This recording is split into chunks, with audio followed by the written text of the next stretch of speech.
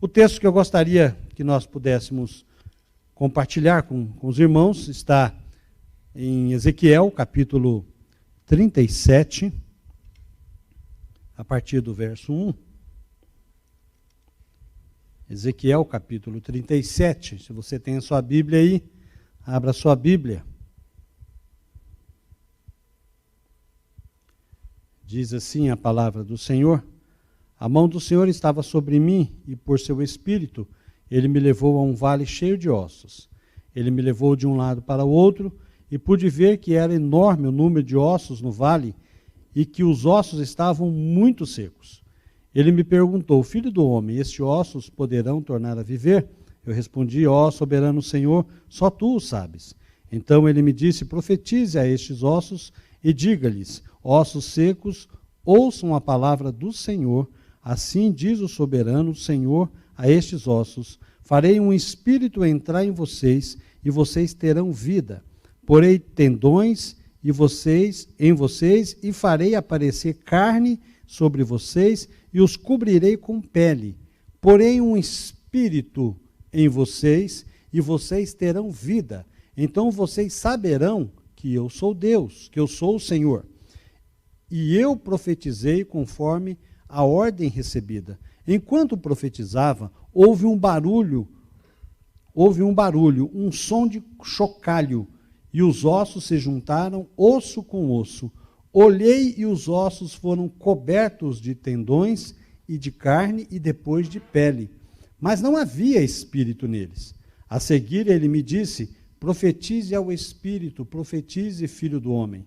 Diga-lhes: assim diz o soberano, o Senhor: venham desde os quatro ventos, ó Espírito, e sopre dentro desses mortos, para que vivam.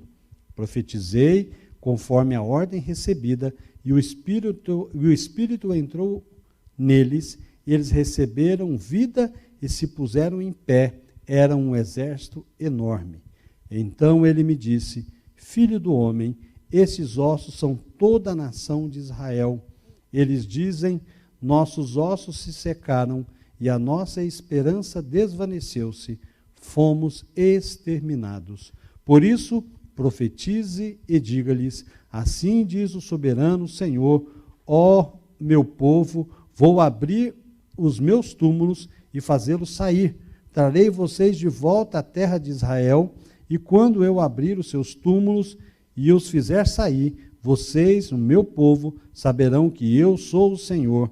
Porei o meu espírito em vocês, e vocês viverão, e os estabelecerei em sua própria terra. Então vocês saberão que eu, o Senhor, falei e fiz. Palavra do Senhor. Muito obrigado, Pai, pela sua santa e bendita palavra. Fala aos nossos corações, e que ela venha de encontro à necessidade de cada um de nós. No nome de Jesus que oramos. Amém. O povo de Israel havia sido levado como escravo para a Babilônia, por conta do seu afastamento de Deus. Sempre que quando nós vemos esses textos e a gente vê a história do povo de Israel, tem sempre um objetivo, aquilo que nós chamamos de castigo, mas na verdade não é castigo, é disciplina do Senhor, tentando fazer, buscando com que o povo possa voltar a Deus. A intenção aqui é que o povo possa olhar o comportamento que está seguindo. Quando a gente olha a história do povo de Israel, é um povo parecido comigo. É um povo parecido com você. É um povo que sabe que Deus é bom. É um povo que sabe que Deus é um Deus misericordioso. É um povo que sabe que Deus quer nos dar o melhor. É um povo que sabe que Deus supre as necessidades, mas tem uma tendência natural, carnal, pecaminosa de se afastar de Deus. Nós temos a capacidade, como o povo de Israel, às vezes nós olhamos o povo de Israel e falamos assim: mas esse povo era muito duro. Sim, nós também somos. Somos igual ao povo de Israel. Nós fazemos exatamente igual, se nós temos a tendência sempre de nos afastarmos e nos rebelarmos contra Deus. E o povo de Israel está vivenciando aqui algo, e nós estamos acompanhando, que é algo que nós fazemos. Sempre quando nós, para aqueles que estão acompanhando a leitura bíblica anual, está lendo a Bíblia, nós estamos vendo que o povo de Israel, que o ser humano, a gente fala o povo de Israel porque é a história do povo de Israel, mas ele reflete a vida de cada um de nós, que temos uma tendência de nos afastarmos da presença do Senhor. O texto que nós lemos aqui é um texto espetacular, é uma visão aterrorizante, ao mesmo tempo que é uma visão maravilhosa. Você vê o que Deus pode fazer. A visão mostra para nós aquilo que Ezequiel está vendo, uma ilustração que Deus está fazendo de um vale de ossos secos, ressequidos pelo sol, sem nenhuma vida, sem nenhuma oportunidade de vida, e que Deus está dizendo o seguinte: olha, eu posso dar vida a esses ossos. Eu lembrei de uma vez que eu estava lá em Goiânia, quando eu era pequeno, e andando no meio do mato lá, que a gente andava muito no meio do mato, e eu vi um cachorro morto. E ele estava seco, com sol, ressequido. E eu pensei, talvez se eu pegasse um pouco d'água e jogasse na boca dele ali, talvez ele poderia deliciar-se com a água. Mas não teria nada que eu pudesse fazer, que pudesse trazer aquele cachorro à vida, porque ele estava morto. Quando eu vejo esse texto, eu sempre lembro desse cachorro, jogado no mato lá, ressequido. E aqui mostra para nós que só um milagre de Deus poderia fazer com que aqueles ossos secos pudessem se tornar a vida.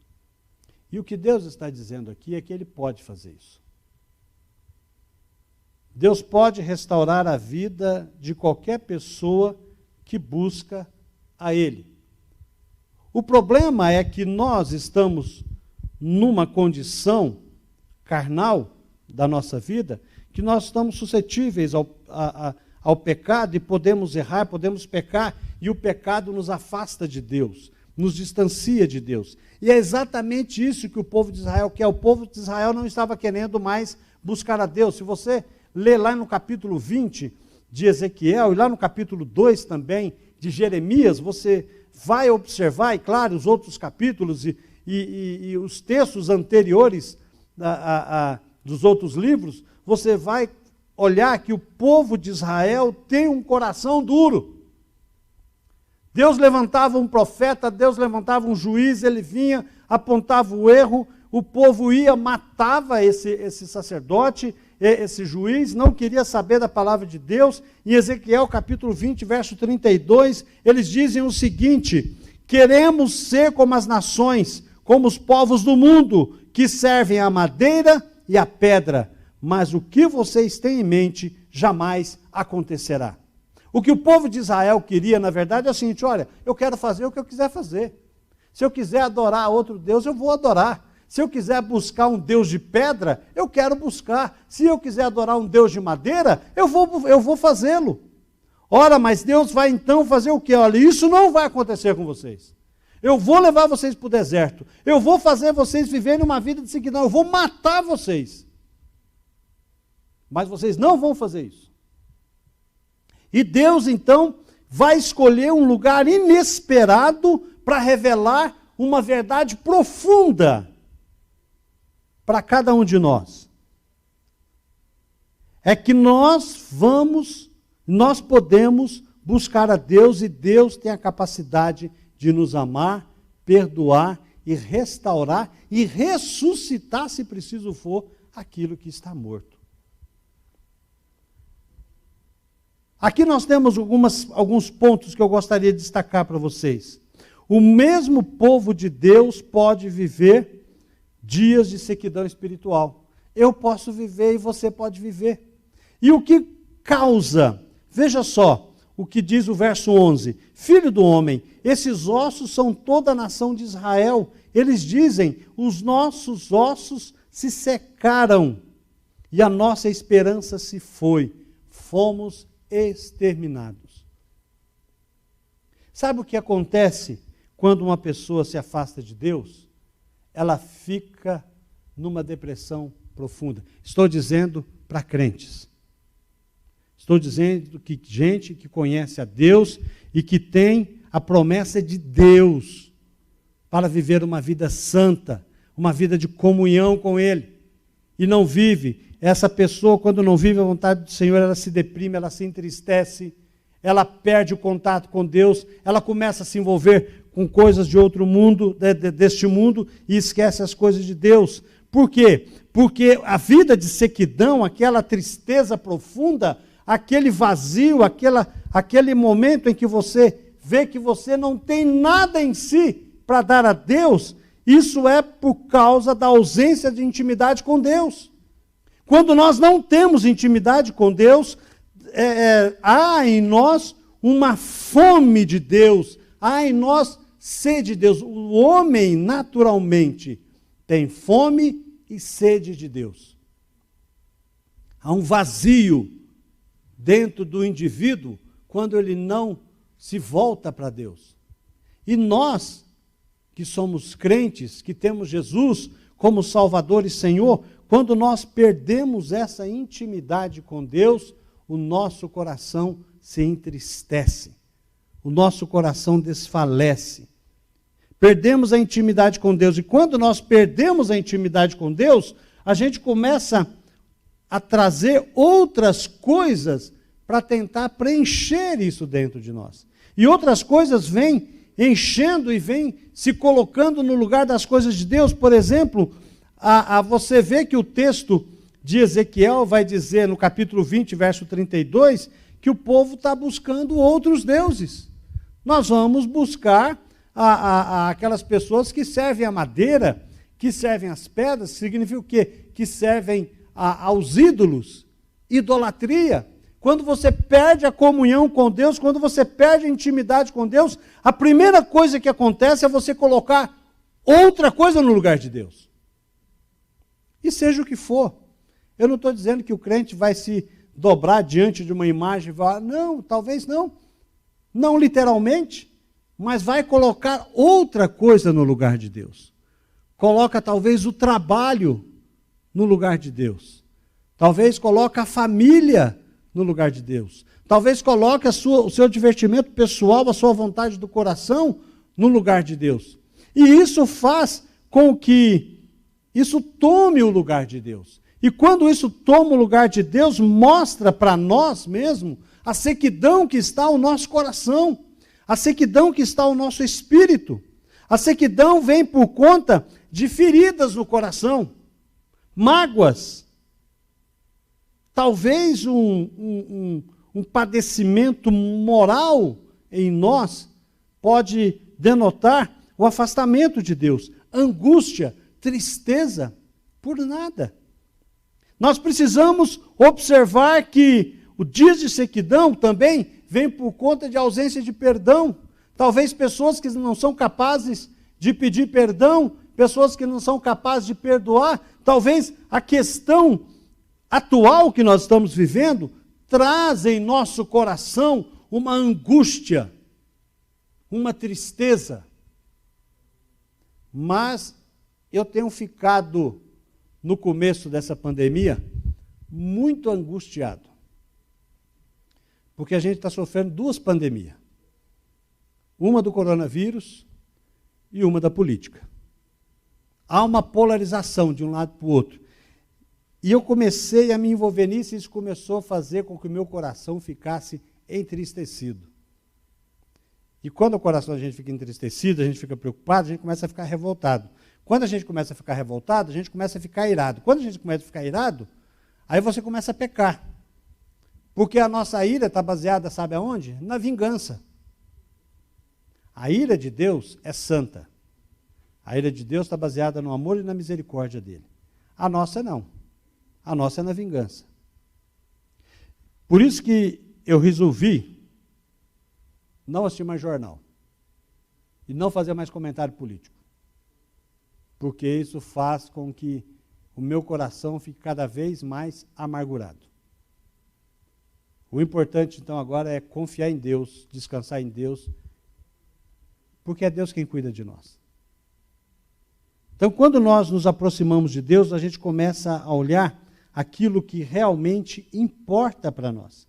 Por isso que o povo de Israel estava querendo queria o estilo de vida do mundo. Por quê? Porque o estilo de vida é do mundo. É fácil. Deixa a vida me levar, vida leva eu. Mas quando nós olhamos para Deus e temos que viver de acordo com a vontade do Senhor, há um preço a ser pago. Existem situações na sua vida que você precisa aprender a depender tão somente de Deus e precisa entregar a Deus e precisa pagar-se o preço disso. Em segundo lugar, Deus faz surgir vida a partir de ossos. É o que o texto mostra para nós. O verso 37, verso 3, diz assim: Filho do homem, esses ossos poderão tornar a viver? A resposta humana a essa pergunta é não. Não tem condições. Não há como alguém que já morreu trazer vida. Mas no capítulo 37, o verso 9 ao verso 10, diz o seguinte: Profetize ao Espírito, profetize, filho do homem, e diga-lhe: Assim diz o soberano Senhor, venha desde os quatro ventos, ó Espírito, e sopre dentro desses mortos, para que vivam. Profetize conforme a ordem recebida. E o Espírito entrou neles, e eles receberam vida e se puseram em pé. Há algo impossível para Deus? Sara e Abraão receberam uma palavra do Senhor no capítulo 18 de Gênesis. E quando Deus falou para Abraão: olha, Sara vai engravidar. E Sara era alguém que já de avançada idade. E Abraão também de avançada idade. E Sara, o que ela fez? Ela riu. Eu acho que ela riu inocentemente. Ela falou: mas eu já estou velha. Será que eu e o meu esposo, já velho, vamos conseguir dar luz? E Deus vai dizer a Abraão: por que Sara riu? Olha, existe alguma coisa impossível para o Senhor? E Deus fala o seguinte para Abraão: na primavera voltarei a você, e Sara estará grávida. E Sara terá um filho. E é o que acontece. O que mostra para nós é que Deus pode fazer com que haja vida onde não tem vida. Basta que o Espírito dele seja presente e esteja atuante. Nós sabemos a palavra de Deus, que quando Paulo nos fala que nós não podemos apagar o Espírito dentro de nós, silenciar o Espírito. Nós somos crentes, o Espírito Santo mora em nós. Somos a habitação do Senhor. Mas pode acontecer de nós silenciarmos o Espírito dentro de nós. Quando nós começamos a cometer pecados e não temos comunhão com o Senhor, e não lemos a Bíblia, e não oramos, e não pedimos perdão, o Espírito está ali, mas você vai silenciando, porque o pecado faz com que nós fiquemos surdos e cegos diante das coisas do Senhor. Por isso que é necessário nós estarmos atentos à voz do Espírito. Se você tem vivido dias que você não tem ouvido a voz do Senhor, peça perdão a Deus. Busque o Senhor, ore a Deus, leia a palavra de Deus, tenha tempo para com o Senhor, para voltar à intimidade com Deus, para que você possa ouvir a voz do Espírito de Deus e a vida verdadeira possa ser realidade na sua vida novamente. E em terceiro lugar, temos que reconhecer que toda vida provém de Deus. Toda vida provém de Deus. Na nossa caminhada, nós tentamos resolver os dias de sequidão. Quando você passa por um momento em que você está com uma dificuldade, uma luta, uma situação que você quer resolver, mas não consegue, e muitas vezes nós tentamos e ficamos frustrados. Porque é uma tendência natural nossa de nós resolvermos as nossas situações. E não procuramos aquele que nós precisamos procurar.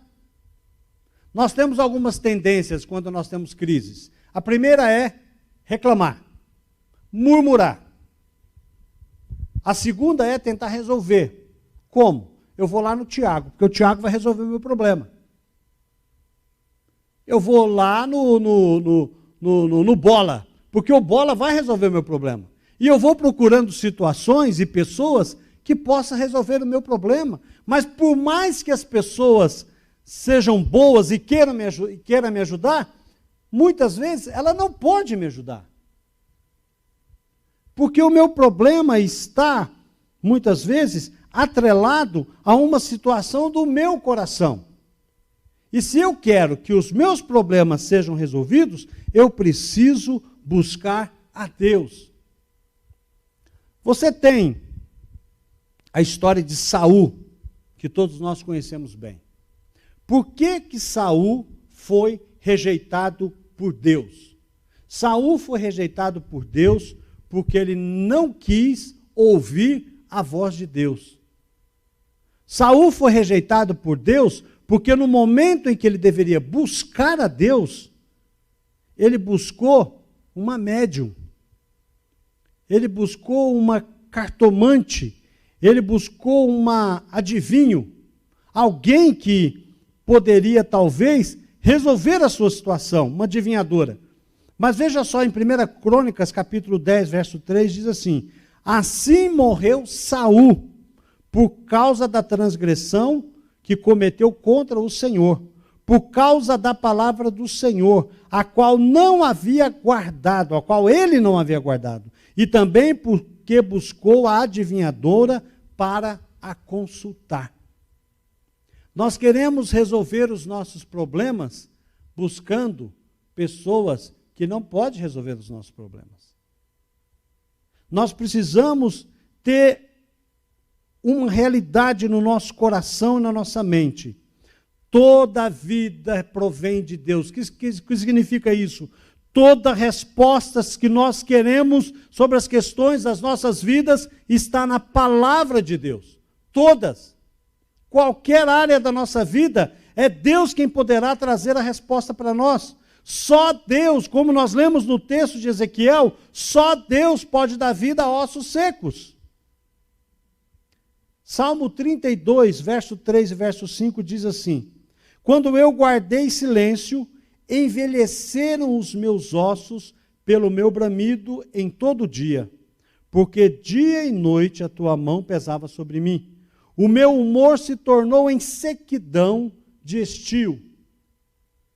Aí ele vai dizer: confessei-te o meu pecado e a minha maldade não encobri. Dizia eu: confessarei ao Senhor as minhas transgressões, e tu perdoaste a maldade do meu pecado. Sequidão é pecado no coração. Sequidão é pecado no coração. E se nós queremos que haja vida em nós, é necessário que Deus esteja em nós pela instrumentalidade do teu Espírito Santo. E quando nós abrimos o Evangelho de João, capítulo 13, nós temos essa palavra: mas quando vier aquele Espírito da verdade, ele os guiará em toda a verdade. Quando nós permitimos que o Espírito de Deus, que nos dá vida em todos os sentidos, se fizer presente, for atuante e for aquele que manda em nosso coração, dias de sequidão vão embora e teremos tempos de refrigério. Que nós, como igreja do Senhor, como indivíduos, como pessoas, possamos buscar a Deus e ter a certeza que o tempo de sequidão em nossa vida ficou para trás. Talvez você não tenha uma experiência com Jesus, talvez você precisa receber Jesus como Salvador e Senhor da sua vida, e você então carece de tomar uma decisão, de receber Jesus como Salvador e Senhor da sua vida. Eu quero orar com você. Se você é uma pessoa que ainda não tem Jesus em seu coração e tem sentido esse tempo de sequidão, e quer então receber Jesus como Salvador da sua vida, permitindo que o Espírito de Deus entre e dê vida a você, eu quero convidar você a fechar os seus olhos e fazer uma oração de confissão. Ore comigo, repita essas palavras. Senhor Jesus, eu reconheço, ó Deus, que eu tenho vivido tempo de sequidão na minha vida, e eu quero que o Senhor perdoe os meus pecados. Tenha misericórdia da minha vida. Transforma o meu coração. Eu o recebo como Salvador e Senhor da minha vida e peço, escreva meu nome no livro da vida, em nome de Jesus. Amém. Se você orou comigo e você tomou essa decisão, na descrição do link aí, do vídeo, você tem, eu quero preencher. Você pode preencher, aí preenche os dados que está aí com o seu contato, e se você dizendo que você aceita Jesus, e nós vamos fazer um contato com você durante essa semana. Se você tem algum pedido também, você pode entrar aí, pode preencher também e enviar para nós. E se você que é salvo em Jesus, tem certeza da sua salvação, mas tem vivido tempos de sequidão e falta de comunhão com o Senhor, eu quero convidar você que nós possamos orar e pedir que o Senhor possa transformar a sua vida, a sua situação, que Deus possa perdoar o seu pecado e você possa ser restaurado. Vamos orar a Deus.